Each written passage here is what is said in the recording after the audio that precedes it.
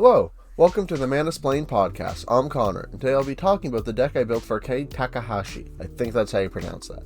So, is a human cleric that you can spend 2 mana and a white and a green for a 2/2. So 4 mana for a 2/2. Already off to a strong start, and then you can tap it to prevent 2 damage dealt to a creature. Yeah. This card is miserable. I understand what they were going for with this, because there was a lot of cards back then that did this kind of thing where you can prevent damage dealt to stuff like this. The problem is, this is garbage, because it only prevents damage being dealt to a creature, and it's only 2, not all. So for something like if a board wipe is going to happen, like a Blasphemous Act or Star of Extinction, something in that realm, this isn't going to protect your creature from something like that.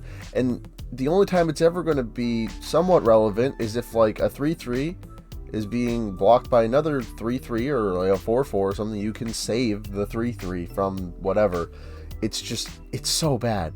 So with that in mind, and not being able to really build around that, because how do you build around that? If someone else can figure that out, that'd be fantastic. I decided to do a Selesnya Cleric Tribal, which I knew white was going to have a lot of clerics, but I wasn't sure about green having a lot of clerics. And green honestly has some pretty solid and really good clerics, and if I didn't decide to go Cleric Tribal for this deck, I wouldn't have found some very interesting cards that are very synergistic in a cleric deck.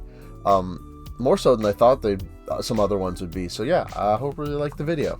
So don't forget to like, subscribe, and comment, and share these videos with your friends. I really appreciate it. It helps the channel grow, and let's jump into the deck. So for the deck breakdown, 27 theme cards, which are the clerics, 6 Sac Outlets, 5 synergy cards, which I'll get into what they are later, 7 protection cards, 6 recursion cards, and then 10 Lifegain cards, because there's a lot of Lifegain synergies and just cards that care about that in this deck, as well as 10 draw, 10 ramp, 10 removal, 1 board wipe, and 36 lands.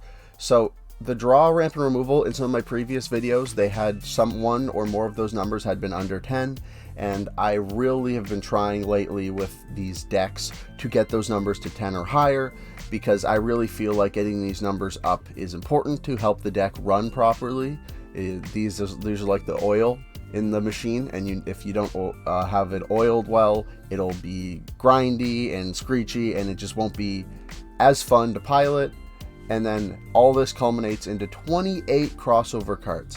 That is so many. Now, I've realized that the tribal decks I make tend to have higher numbers of crossover cards, because the theme will just be all of the tribal cards, and so because of that, if they ever have other effects, they're more likely to pop up in the other categories, which means that it's more likely to have a higher crossover number in those types of decks. Because of that, and some tribal decks have better synergies than others. Some are just loosely kind of haphazardly slapped together just because I like Typal. But in this deck, I feel like clerics actually have a bunch of interwoven synergies with each other. So the crossover number here being higher actually is pretty representative of that. But still, for a Typal deck, depending on the deck, I would only maybe count it as half, 2/3, maybe even 3/4 as as many crossover cards as the number said. So I would probably put this deck anywhere between 15 to 20 crossover cards instead of 28. But that's still way more than 10, which is great. Exactly where I want it to be. So like I said, the theme is clerics, and like I said again, I was really surprised at how many good green cleric cards there were, because you think green would be more shaman and stuff like that, more woods and druids and all that stuff, but no, they have some pretty solid clerics. So this and the next slide are all the 1 mana clerics. Giver of Runes and Mother of Runes are great protection cards, and they're 1 mana clerics, so that's amazing. The ability to give another creature protection from a color, or colorless in Giver of Runes case, is fantastic for it can block something with indiscriminately, because if you give protection from the color, it prevents all that damage. Also, it will stop like a damage spell from hitting it. Also can get damage through during combat. So yeah, all of those things. Protection is so powerful. It's honestly insane. Soul Warden and Soul's Attendant, they're the Soul Sisters. Whenever a creature enters, you gain a life, which is kind of wild. Like, these cards, they can gain you so much life in the course of the game. If you're up against a token deck, holy crap, you will gain so much life because of these. And also, because this deck is pretty creature focused, you can gain a bunch of life from them. And then Speaker of the Heavens, because there is such a life gain kind of set part of the deck, like to deal with like Soul Warden, Soul Attendant, there's some other cards later that care about life gain, just like Speaker of the Heavens. You can eventually start making some 4/4 angels with Speaker, which is crazy. A 1/1 that you can tap to make a 4/4 angel, that's kind of ridiculous. And then the last 1/1 in the deck is Lunarch Veteran. Whenever a creature enters battlefield under your control, you gain a life, so not as good as the Soul Sisters, but still, when your creatures enter, you gain life, which is fantastic.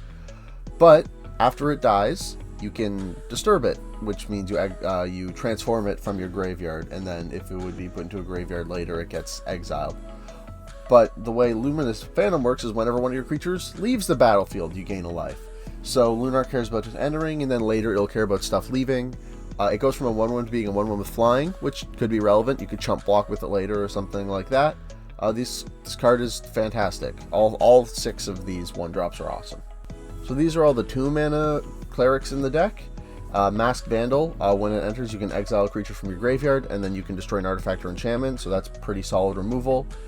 Suture Priest, whenever a creature enters battlefield under your control, you gain a life, but whenever a creature enters battlefield of an opponent control, they lose a life. So if you're up against a token deck, that can really start chipping away at their life total, which is wild. Trilacera and Voice of the Blessed both care about life gain. They both get 1/1 counters whenever you gain life, but Trilacera lets you scry 1 whenever you also gain that life, and then Voice of the Blessed, after it gets a number of counters, it starts getting different abilities. So after 4 counters, it gets Flying and Vigilance, so it turns into a 6/6 Flying Vigilance creature, and then after it has 10 or more counters, it also gains Indestructible, so eventually it would turn into a 12/12 with Flying Vigilance and Indestructible. Voice of the Blessed is wild. And then you have Selfless Spirit, which you can sack it to give your board creatures indestructible until the end of turn, which great protection. And then Sylvian Hierophant, so when it dies, you may exile it from your graveyard, and then you can return a creature card from your graveyard to your hand. With the being an Aristocrats or Aristoclerics themed style deck, that is a fantastic ability. It's a regrowth essentially for one of your clerics, which is just awesome.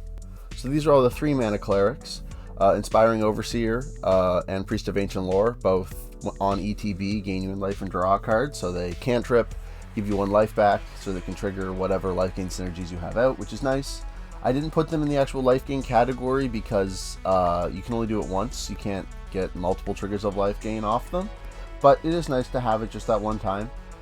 I didn't know Rainfall Excavator was a cleric until now. I guess I never really noticed it because it wouldn't have mattered. But yeah, that's crazy. I thought it would, I would have thought it would have been a shaman or something, but no, it's a cleric, which is fantastic. And then I also threw Realm Walker in here so you can cast clerics from the top of your library. And then Righteous Valkyrie, if you have 7 more life than your starting life total, your board gets +2/+2. So it's a crazy strong Anthem effect, and you also gain life whenever a cleric or angel enters the battlefield under your control. It's awesome.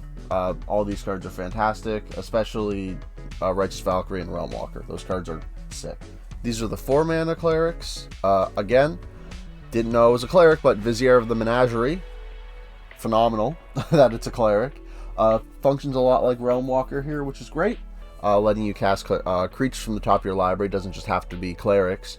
But yeah, it's so awesome that Vizier of the Menagerie is again a cleric. I would have again expected to be a shaman or something.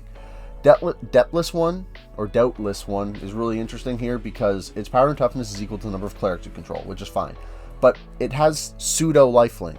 So it says whenever it deals damage, you gain that much life. That's not lifelink. Functionally, it's similar, but it isn't. So if you use something like Attended Healer to give Doubtless one lifelink, it then gains double lifelink, which I think is hilarious. And whenever Doubtless one deals damage, you gain that much life I'm pretty sure it's a triggered effect. So I'm pretty sure that one goes on the stack, while lifelink doesn't. I'm not 100% sure on that, but I'm pretty sure that's how that works. And then Attendant Healer, whenever you gain life for the first time each turn, you make a creature token. Just also great, but yeah, it can give creatures you control lifelink so that you can trigger the Lifegain effects in this deck. The 5-mana Clerics, Celestial Gatekeeper, a lot like Sylvan Hierophant, except when it goes to the graveyard, you return two bird and or clerics from your graveyard to the battlefield.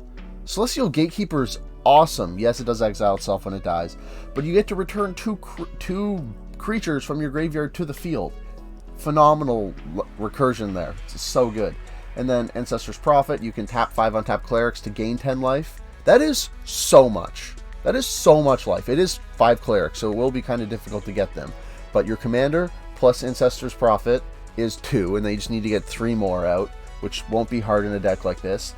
10 life is so much, and you can do it at instant speed. So you can do it like in response to you decide to block some stuff, and then in response you tap them to gain the life, or on the end step before your turn, tap all your clerics, gain 10, 20 life. Ancestor's Prophet's wild. And then Battletide Alchemist is really interesting, because it's like your commander where you can prevent damage, but it's damage to a player instead, which I think is more relevant. And it's just a static effect where you may prevent X of that damage or X's number of clerics you control. So you don't have to worry about activating something. Battletide Alchemist is honestly just better than the commander in this deck. So this is the other 4-cost cleric in the deck. I'm putting this on its own slide, not because I forgot to add it last minute earlier in the PowerPoint. Totally didn't do that, but I do want to kind of highlight this card alone. This card's ridiculous. So one of my favorite cards all time, Sun Titan.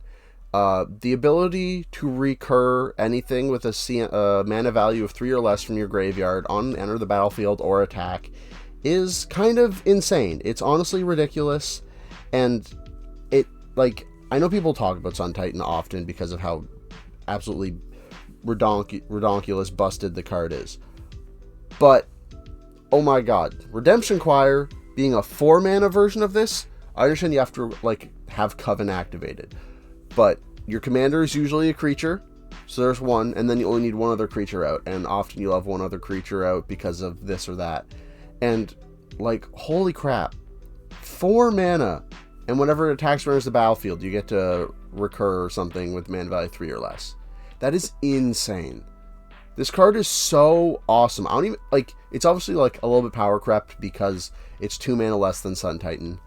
But like, this card is so good, and it's a vampire cleric, so it fits into 2 very well-known typal creatures. So it's just 2 and 2 white, so it's not even that hard to cast. 2 white can be a little bit difficult for some like 4 or 5 color decks, but oh my god, this card is so good.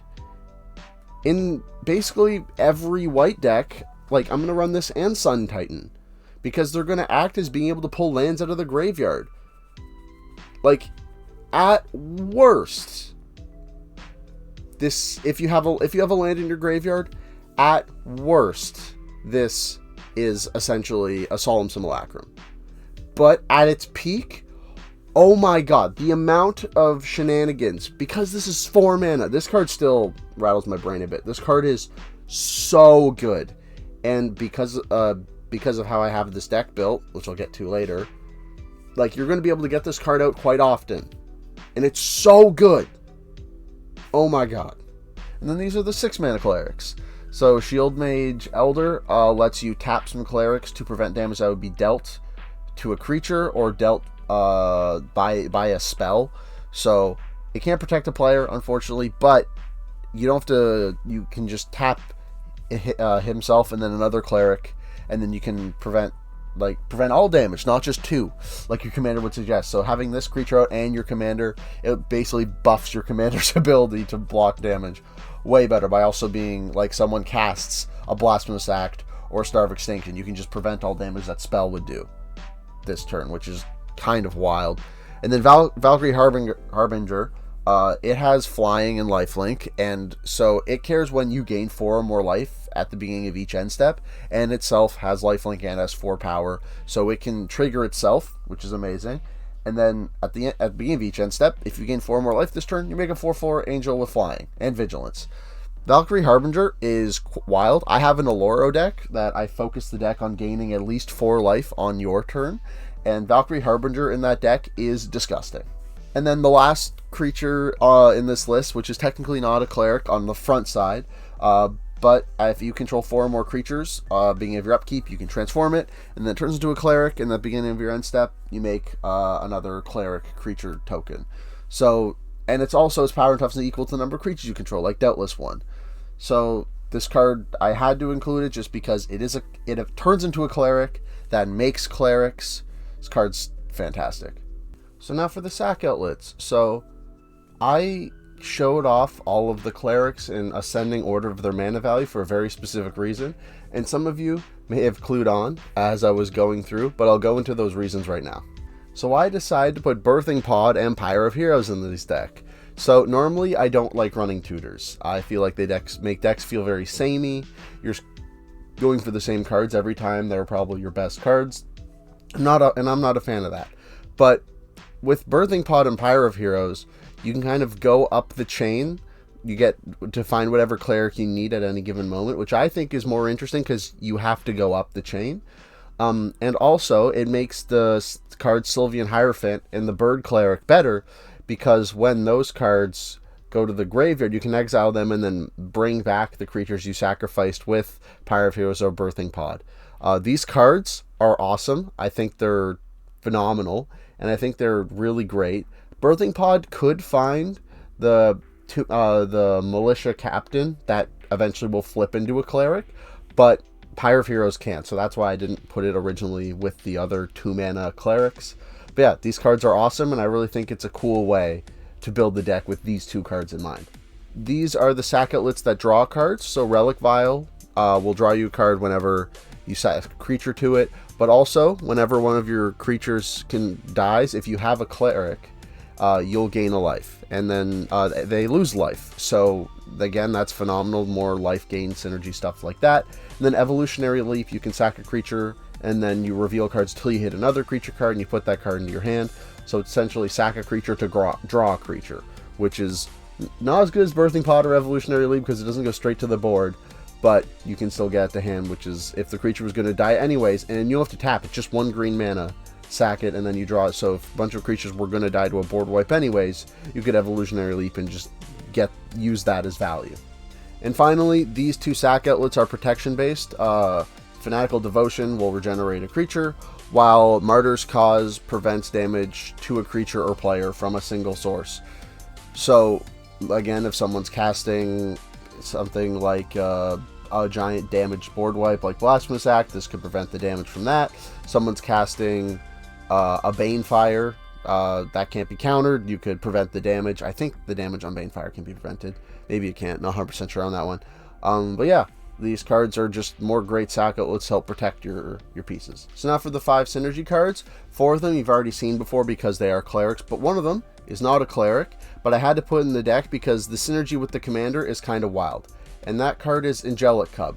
So whenever Angelic Cub becomes the target of a spell or ability for the first time each turn, it gets a 1/1 counter.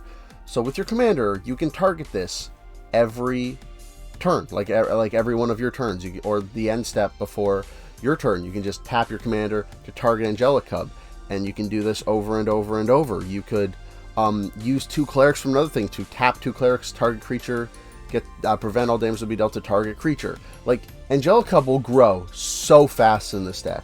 My friend has an Arabo deck, and this is one of the best creatures in that deck because Arabo, at the beginning of your upkeep, if it's in the command zone or on the battlefield, you can give a cat you control +3/+3 until the end of turn. And Angelic Cub, the first time you target it, it'll go to a 5/5, and then it goes to a 6/6, and then a 7/7, and then an 8/8, because that +3/+3 will also give it a 1/1 counter. This card is wild, and I think it's hilarious how it synergizes with the commander of this deck. I think it's awesome.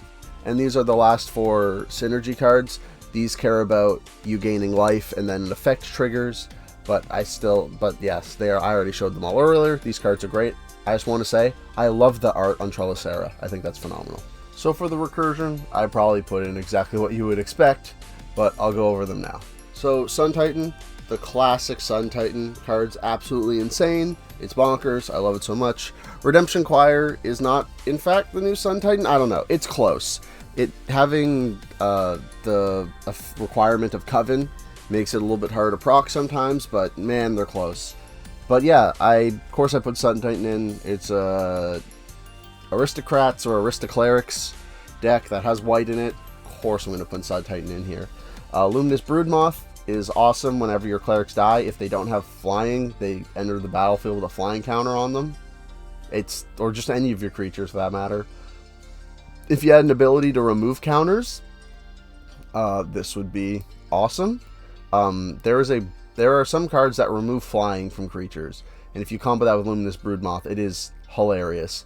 I don't have any of those shenanigans in here, but you can do that, and it's great. And then Court of Ardenvale, kind of like a Diet Sun Titan.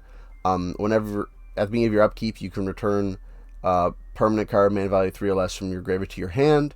But if you're the Monarch, then it goes to the battlefield. So keeping Monarch is always hard in a Commander game because you have 3 people you have to keep it from. And if any of them have some kind of unblockable creature, or if you don't have any flyers and someone has a swarm of flyers or something like that, it's very hard to hold on to. But at the same time, I think Court of Ardenvale, just being able to pull those permanents from your graveyard, even just back to your hand, is worth it. And then these are the last 3 Recursion cards, which you've already seen because they are indeed clerics. Now to quickly run through protection category, because you've already seen all these cards. Giver of Runes, Mother of Runes, again, protection, but you tap to give like actual protection, which is wild. Battletide Alchemist, again, oh my god, protects all of your, protect you or other opponents from lethal damage or from big spells like a Fireball or something like that, where you can prevent the damage, which is great. And then Shield Mage Elder, again, another cleric that can prevent damage. And then Martyr's Cause, Selfless Spirit, and Fanatical Devotion, just the other protection stuff in the deck. I love all these cards.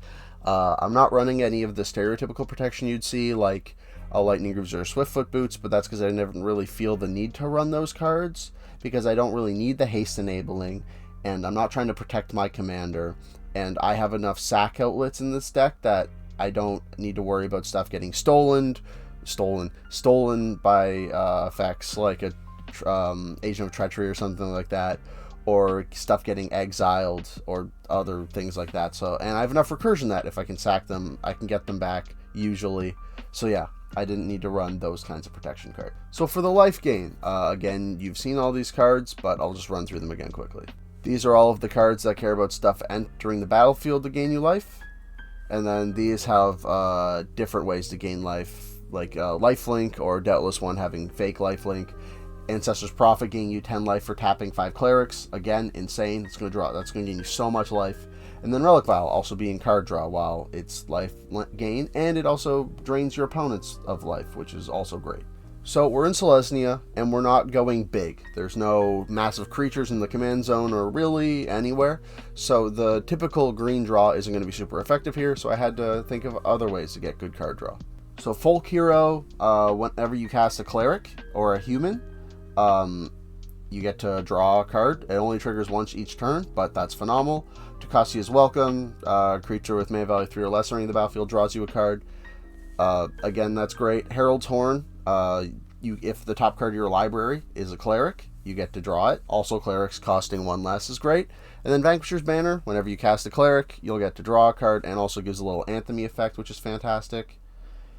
All of these will draw cards. They're more focused on the creatures being on the battlefield itself. Skull Clamp, you can put it onto the tokens you make from some other cards, which is great. You could also just slap it onto one of your clerics before you Pyre of Heroes or Birthing Pod it, so that's perfectly fine. And then Shamanic Revelation and Camaraderie, they both will draw you cards for each creature you control, but Camaraderie will also give you a boost of life and give your team a little +1/+1 buff, so that you could potentially hit a little bit harder. And then finally, all of these you've already seen before, but again, Realm Walker and Visitor of the Menagerie let you cast clerics off the top of your library, which is great. Visitor of the Menagerie is just creatures, doesn't have to be clerics, but that's awesome. And then Evolutionary Leap and Relic Vial are Sac Outlets that draw cards. It's a Selesnya deck, so the ramp is going to be very green focused, and it's going to be very land focused, which I'm always happy to have a green deck because I love ramping in green. All the standard ramp cards I'd run in a green deck. I'm not running Rampant Growth this time because I couldn't fit it because of the other 5 cards in this category that are super awesome, which are these. So Secure Tribe Elder and Burnished Heart. You can get them back with Sun Titan or the other effects like that, Court of Ardenvale, Choir, the Vampire Cleric. That's phenomenal. Karametra, whenever you cast a creature spell, you get to search your library for force or planes. That is insane. I've been trying to get Karametra into decks for a while now, but I've never been able to find a deck that it really fits in, but this deck, it works great. You've already saw Herald's Horn, making your clerics cost 1 less is awesome. And then Mirari's Wake. Selesnya deck, gotta have Mirari's Wake, doubling up your lands and then also giving you an Anthem effect. Mirari's Wake is so good. And then the removal in green and white, it's actually pretty strong. I'll get into that now. These are all of the removal for artifact and enchantment. Dismantling Wave and Atrax's Fall are probably my 2 favorite artifact or enchantment removal pieces. Hull Breach is another one, but that requires red, so it can't be in here. But Atrax's Fall, being able to hit a battle or a creature with flying in addition to being able to hit an artifact or an enchantment, like it having 4 possible targets is wild. Atrax's Fall is so good, and Dismantling Wave being a 3-for-1. Like when I've talked to other people about Dismantling Wave, and they've said the same things that I've said, which is hilarious. That on first impression, when you look at this, it's like, yeah, what are the odds of multiple people having like important artifact or enchantments when like that you want to destroy? Which even if you only get 2 with this, that's crazy. But often you'll hit something like a Rhystic Study, and then a Soul Ring and like a Signet or something, and even with that, that is so much value. You've destroyed a Soul Ring, which kind of feels bad spending a removal spell on a Soul Ring, but holy crap, Soul Ring is so strong. You should remove Soul Rings more because they let the player that casts them get out of hand really quickly. If it's like a mono red deck or a mono white or a mono like black, maybe mono black you'd want to destroy, but if it's like a mono red deck, I wouldn't destroy the Soul Ring because that might be kind of mean because they can't really ramp that well. But if it's like a green deck or a black deck that really is trying to power out some big powerful stuff really quickly, yeah, Soul Ring is going to definitely help them with that. And Dismantling Wave being able to get rid of smaller stuff like that while you're going for the big targets is phenomenal. And then these are all the stuff that can remove permanents, and then Path, Exile, and Swords of Plowshares can exile creatures. All these cards are ridiculous. Any white or green deck and green deck, I'm going to have all these in because they're just so good. And now for the one board wipe in the deck, which is Citywide Bust. So destroy all creatures with toughness 4 or greater. It's only 3 mana. The deck is pretty low to the ground, and you can activate this while you only have your small stuff out, and then you can like start Birthing Podding or Pyre of Heroesing for your bigger stuff afterwards. Citywide Bust being only 3 mana is kind of crazy. It's so good, especially if you have a pretty small decks. This is going to be just such a great card to help stop your opponents from being able to hit you with a bunch of really big stuff while you can keep your low to the ground 1/1/2/2/3/3 token deck just alive and happy. So it's a Selesnya deck, so I'm running a lot of typo lands so they can be, or typed lands so they can be found by stuff like Krosan Verge and your Farseek and stuff like that. And I do have one land in here that is pretty cool. So the interesting land I'm running in this deck is High Market. It's a Sac Outlet on a land. You gain a life, so it's Lifegain synergy stuff like that. Also, you can stop your creatures from being exiled or stolen. Like, High Market is so good as a Sac Outlet. It's amazing. Unclaimed Territory, also just a good card. It taps for 1 colorless or 1 mana of the type. I don't think I was running Unclaimed Territory in some of my other typo decks, which is just a mistake, honestly. This card is so good. And then Krosan Verge, probably my favorite Selesnya land in all of Magic. This card is insane. Being able to find typed lands like a Lush Portico with it is insane. Krosan Verge is ridiculous. Arctic Tree Line, again, I'm running into the north, so you want to run Arctic Tree Line, and then Snow Basics for that, and then Bountiful Promenade. I will say this all the time. The professor just said it recently in one of his gameplay episodes, but all of the Battle Bond lands should be in the precons because they're multiplayer format lands. They should be in the multiplayer format sets and multiplayer format products. Please and thank you. Now for the maybes. This deck was kind of hard to cut. Picking which clerics to keep, which clerics to cut was really difficult. I wasn't sure how many clerics I wanted to run. I knew it was somewhere in the 25 to 30 range, but when I got to 30, having to cut a couple to fit other cards was kind of rough, because again, I did want like at least 10 ramp, 10 land, 10 ramp, 10 removal, and 10 draw cards. So yeah, I could see a lot of these maybes actually slotting into the deck. Some of the maybes I do have in here because I just wanted to point out that I was really wanting to run them in the deck, but then for one reason or another, they couldn't fit. So these are a bunch of protection pieces. I wanted to kind of do more of a protection theme, and there are some other cards like Daru Spiritualist, where when it gets targeted, it gets a temporary buff until the end of turn. But with a card like Angelic Cub just getting a +1/+1 counter, the cards like this that just get a temp buff, it's really not worth it for something like that. And it's not even, and a lot of them, it's a toughness boost, not even a power boost. So yeah, targeting it with your commander is just, it's not great. Daunting Defender, again, it's a little bit better than the commander because it's like a persistent effect that all of your clerics just take 1 less damage from all sources. But there are cards in Dinosaur Tribe, I believe, and that say all of your dinosaurs get all of the damage that would be dealt to them from any source reduced to 1. So if there was an effect like that for clerics, I would have thrown that in the deck. And if I missed it, my bad. But yeah, for something like that, it's just kind of unfortunate. Orim Samite Healer, I think is how you pronounce that, is just a better version of the commander. It's mono white. I'm gonna have to build this later, and I'm probably gonna build a similar kind of cleric deck for that, because I can't, unless I find something that you can do that's interesting with Orim, I'm just gonna have to do a mono white cleric tribal deck, which is unfortunate. I might have to basically just do this deck, but again for that. But it is just a better version of the commander, as in it's only 3 mana, and it taps to prevent 3 damage, and it can prevent the damage to a player as well. And then Atalia, I think, is like Orim, where you pay, but you can pay X, and then you tap it, and you prevent X of the damage, or you can gain X life, but you can only spend white mana on it. So I might probably make a life gain deck around that later on, because 4 mana, gain 4 life. You might be able to do like some stuff like with Righteous Valkyrie and other things like that. And it's not like only at sorcery speed. You can do it on anybody's turn, so you can gain life on another player's turn, which is super great. But yeah, all these cards, at the end of the day, I had to cut them. Some more cuts I had to make. All of these cards make tokens.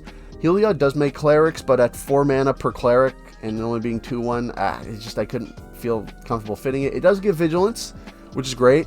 I probably could put this in, but man, that 4 mana to make a 2/1, I'd rather just be casting my clerics and using, like, paying for the ability on Birthing Pod and Pyre of Heroes.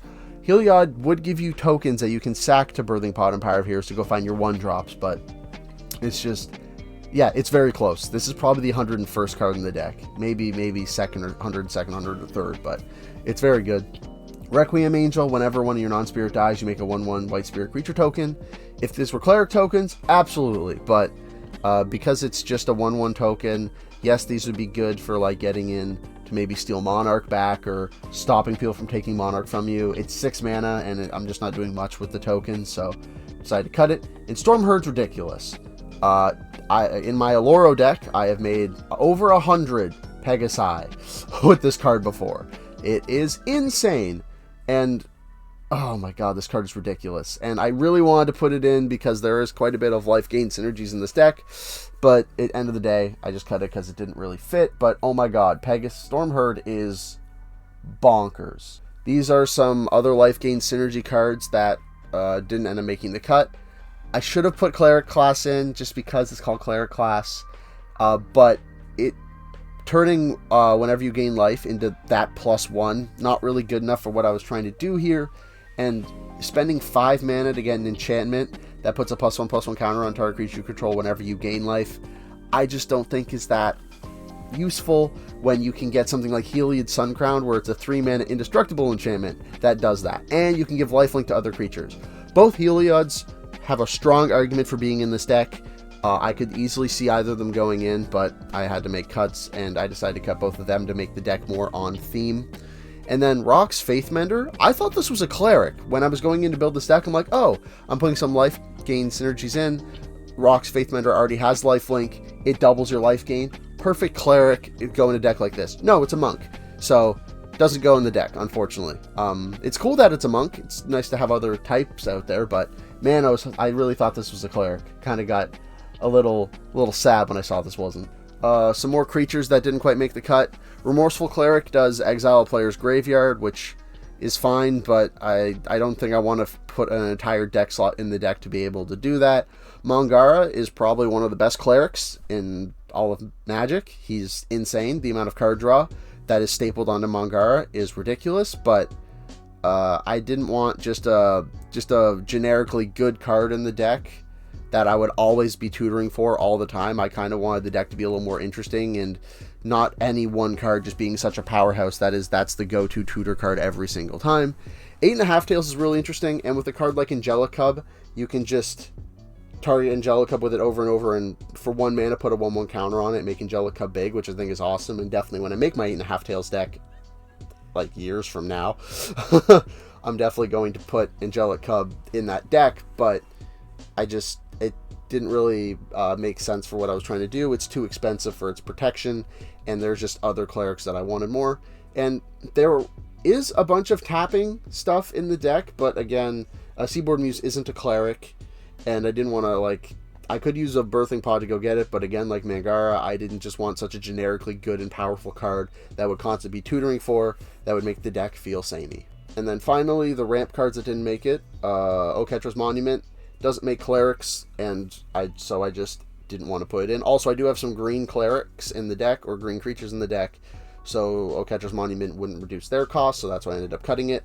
Icon of Ancestry, it lets you, it's not ramp, but it lets you draw cards, pay mana. It's like a worse Herald Horn IMO, because it doesn't ramp, and you have to spend mana to get its effect. You get to look at the top 3, which is definitely better, but it's, I don't know, I'm just not a huge fan of this card. Rampant Growth, again, I cut it because I needed room for other ramp spells, and then I'm not running any of the 3 or 4 mana ramp spells because I needed room for all the other ones, and I wanted more 2 mana stuff because the deck is pretty low to the ground on mana cost. So let me know what you think. I'm a huge fan of this deck. I think it's awesome. I think Cleric Tribal, I knew I was going to have to do it at some point. I'm going to run through all of the Tribals in this series because some creatures just suck, and the only way to really build an interesting commander deck that they're going to be a part of is Tribal. I really like the whole Birthing Pod Pyre of Heroes with Clerics thing. It'd be better in an Orzhov kind of Cleric deck, because there are a lot of black and white Clerics that really care about death triggers and like these effects more. There are even some Clerics that whenever your Clerics die, I think you can bring them back, or some other stuff like that. So this is trying to be an Orzhov deck, but I tried to splash green to give it a green flavor as much as possible with cards like Vizier of the Menagerie, Ramunap Excavator, and stuff like that. So yeah, let me know your thoughts down in the comments below. These are all my socials. Twitter is where I post when these videos go live. TikTok and Reddit is, I'm going to eventually start posting content there. Architect and Moxfield is where all of these deck lists live. So thanks for watching, and as always, get building, splainers. That is so